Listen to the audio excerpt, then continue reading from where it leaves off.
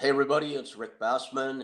Spent about 30 years in virtually every aspect of the crazy worlds of pro wrestling and mixed martial arts, and have literally hundreds, if not thousands, of some pretty wild stories. So once a week, we'll tell one right here on Little Big Man, the Ring and the Cage. Today, I want to talk about it. It's a story that kind of intersects both worlds, pro wrestling and mixed martial arts, like so many of my stories do. It's 1996, and myself and Sean McCauley and Craig Bradgell opened the first true mixed martial arts gym ever in the state of California called Extreme University. I kill myself and spend literally my last dollar getting this place open.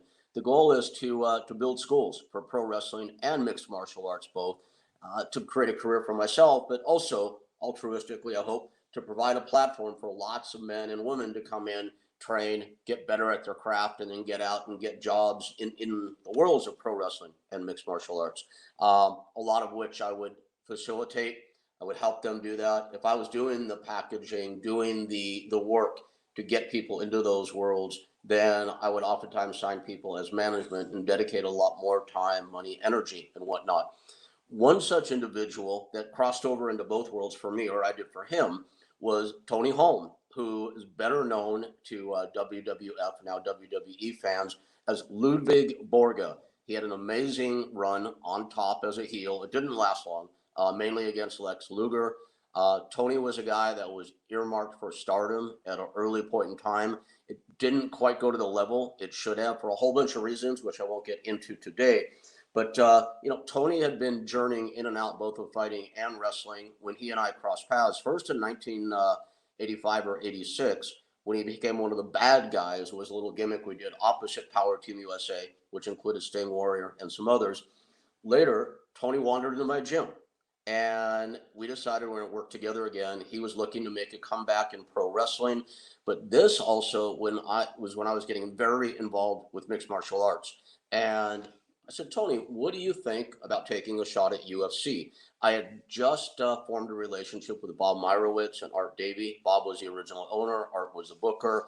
This was back in the day when they still were doing crazy name styles like Hawaiian bone breaking and all kinds of other made up martial arts or things I had never heard of.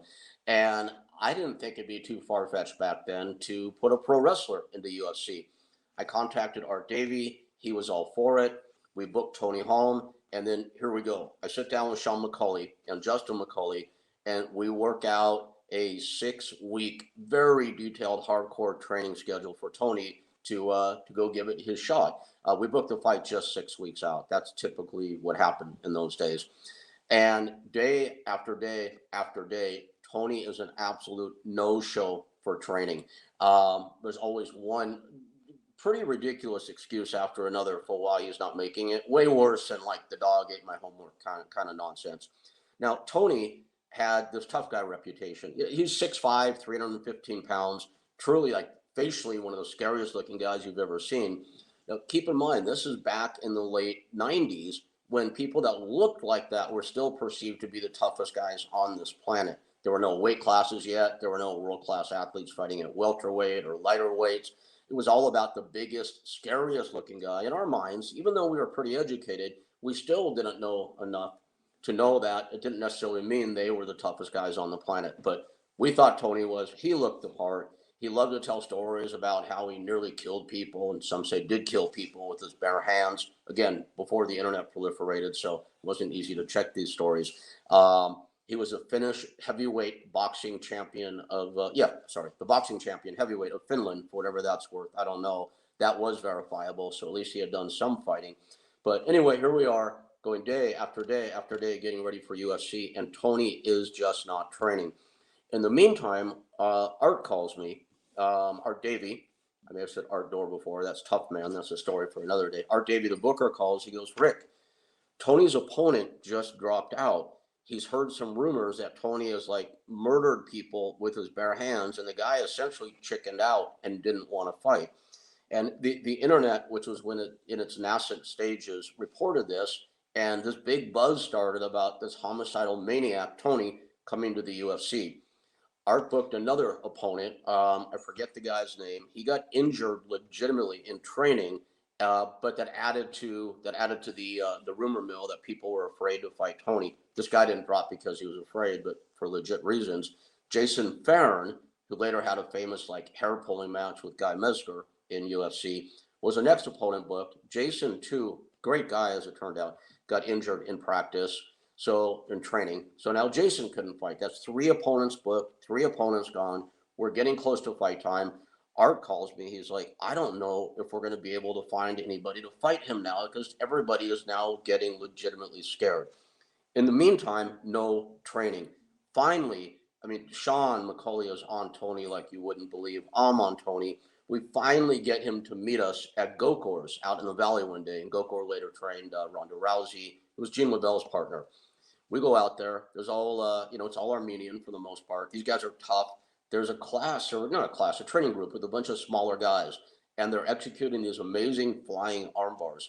So Tony stands there, and part of the story is me doing my best to do this bad guy Finnish accent. I'm not good at it, but I'll try. Tony says, "Oh, what is that? That's very fancy. They could never put that on me. I would kill them." So Gokor says, "Well, so-and-so, flying armbar, Tony." Guy runs, flying armbar. Tony, big strong guy, muscles the guy up, slams him down, but then we hear this pop. His elbow popped out. This is his only day of training. But credit to Tony, he's like, oh, he's nothing. It's a little scratch. I still fight. I still train. But then no more training. All right. Flash forward to Augusta, Georgia, UFC 13. Craig Rougel and I fly out there to corner for Tony. Sean McCauley, who at this point kind of had Tony's number, wanted no part of it. And I don't blame Sean. He saw an embarrassment coming. Craig and I, still being kind of seduced by the big scary guy thing, thought we were good. Sean ducked out, smart move. Craig and I went to Augusta, not so smart. We get there a day before Tony, and the fever about him now is built to this crazy pitch. Everybody is afraid of Tony Halme. So Tony gets there, and also to his credit, I called him. I said, Tony, when you get there, don't talk to anybody. If anybody talks to you, just growl at them. So we're still crossing over from pro wrestling to mixed martial arts. Again, different era. You would never instruct a guy like this now. Tony gets there. He, cold shoulders everybody. People think he's an asshole, which some people will tell you wasn't far from the truth. I like Tony. Not a lot of people share that opinion from pro wrestling, but that's just, again, a story for a different day. So Tony, to his credit, as I started to say, asked me, when I do my interviews, should I work them or should I shoot them? I said, Tony, work your interviews, stay in character. That's our best advantage at this point. An opponent had been named for him in the meantime. We had never heard of the guy. We didn't know much about him, but apparently he was a real wrestler. So Tony, just, work the interviews. Let's see if we can keep the psychological advantage. So we go to the interview room, pre-tape room the day before, and the woman producer asked Tony, so Mr. Halme, what is your strategy for this fight? And Tony says, I will rip his arms right off his shoulders. And this lady takes a beat. And she had this weird look on her face. Like you couldn't tell if she was amused, if she was scared. And she comes back and says, well, that's an interesting strategy. What if that doesn't work? And Tony says, he glares right in the camera and yells, then I will rip his fucking head off. This is his words, not mine. I don't like to use profanity, but it's part of the story. This lady looked genuinely shocked. And that ended the interview. Articulation, Rick. I get excited about these things. So they're playing this on the screens in the hotel. It goes out on the news wire. In the meantime, I later became friends with the guy who went on to be Tony's opponent. He told me his opponent told me his mother had seen this interview on TV and called and begged him not to fight Tony. That's how afraid the opponent's mother was. It was pretty funny. Anyway, it's 2 days before now, I think. And Tony says, I want to train. I need to train. So great. There's mats at Gold's gym that have been provided. We go to Gold's. Tony decides, and he's going to train with Craig. Craig was a big guy. That's my partner, good wrestler, pretty decent fighter. They're going to roll. But Tony decides he wants to lift weights instead. So he's doing those monster heavy sets of bench, heavy squats, heavy deads. I've never seen all 3 in one workout, but that was Tony. And we're going, Tony, you're fighting in a day or 2. This is not the way to train. Oh, it's okay. I'd be the strongest man in the world. I just squash him to death. So we feel like Tony's starting to believe his own press now. It's actually getting kind of funny. So that's Tony's workout. While we're in the gym, this lovely young lady walks up to him. She kind of looked like she had missed the casting for Deliverance Part 2. I mean, she was missing teeth. Um, anyway, she comes up to Tony, younger lady, goes, "Ain't you Ludvig Borga?" We're in the South. I do terrible accents, but I'm doing my best. And he says, "Why, yes, young lady, I am." So they start talking. I see them exchange phone numbers, the whole 9 yards. Okay, whatever. It's all good. Tony says, "I need to eat. Hard training session." So Craig and I and Tony, we go to Applebee's. Tony orders like the 2 massive cheeseburgers and then a double hot fudge sundae for dessert. Tony, this is now the day before the fight, I think, if memory serves. "Tony, you're fighting tomorrow. What are you eating?" "Oh, it gives me strength. It gives me a big sugar rush. So I get crazy. I can go out and kill." And now we know he's believing his own press. We don't know what the hell is going to happen in this fight. We're in the lobby that morning, 3 a.m. It's Craig and I, first time we're at UFC. We're all excited to be part of the deal now. We're in the lobby at 3 a.m. This is before the day before the fight, or technically day of the fight, talking with Maurice Smith, who become a friend and later, and now a good friend, I'm happy to say. And the elevator doors ding. We're like, 3 a.m., who's that? And here comes Tony, and he's holding hands with this girl that he met in the gym earlier that day. We see him walk her out to her car, her van actually it was, hug and kiss. Looks like they're falling in love. He walks back in. Now, this is about as un-PG as I'll ever get, but it's part of the story. He walks in. "Tony, you're fighting in like 14 hours. What are you doing?" "Oh," he goes, "here's my pre-fight ritual." He goes, "I find a BITCH. I take her, I put her in my room, then I put me in her. I go in and out a few times." And he goes, "And then I stop before I pop. That way it makes me really mean for the fight the next day." And Craig and I and Maurice started looking at each other. I go, "Okay, great, Tony. Have a good night. Good strategy. We'll see you tomorrow." So fight day comes. They're checking for gear and all that. Tony has no mouthpiece. And why would he bring a mouthpiece to an MMA fight, right? So we start looking around to borrow one. I had just met Rico Chiapparelli, the legendary trainer from the Raw team, who later became very good friend of mine and partner. He later introduced me to Mark Coleman and Mark Kerr, who I managed and ended up managing, and a bunch of others. So I go look for Rico, who's managing the opponent Tony is going to fight. Craig and I go looking for him. We find them in the training room. We actually end up borrowing his spare mouthpiece from Tony's opponent, so Tony can wear during the fight. Pretty ironic. And we're watching them train. These days you would never go into an opponent's training room, watch them train. It was the Wild West back then. Things were different. And we're watching Tony and this guy wrestle, and we're like, wow, this guy looks pretty good. Not a big guy, 6 foot, maybe 200 pounds, no body really, not theatrical looking, just average dude, but he looked good on the mats.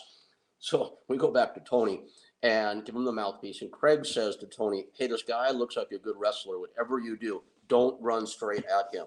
Tony goes, "Well, why? Why not? I run over, I kill him like a steamroller." Craig goes, "Because if you run straight at him, he's going to drop his level, probably. He's going to shoot, double leg you, pop on top, start pounding, try to flip you over, go for a choke." Tony goes, "No, he can never do that, never take me down, and he could choke me. I would die first. I would never tap." Like, okay, awesome, good. It's more and more of the same.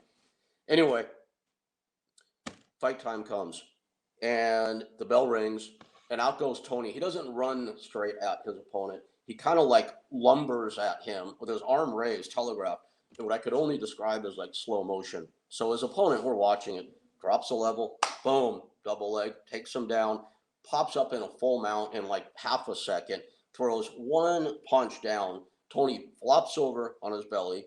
Opponent sinks the choke, and Tony's like tapping like that. I mean, like saying bye-bye.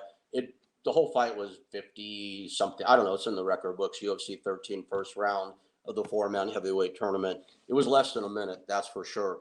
On the way back, we're walking back from the cage to the dressing room, and Craig goes to Tony. He goes, I thought you said you would never tap." And Tony goes, "Yeah, but that guy was a quick little smurf." And I go, "That little smurf just kicked your ass, man." He's like, "Sometimes smurf win." And that was the end of the whole deal. His opponent, by the way, in his UFC debut was Randy Couture.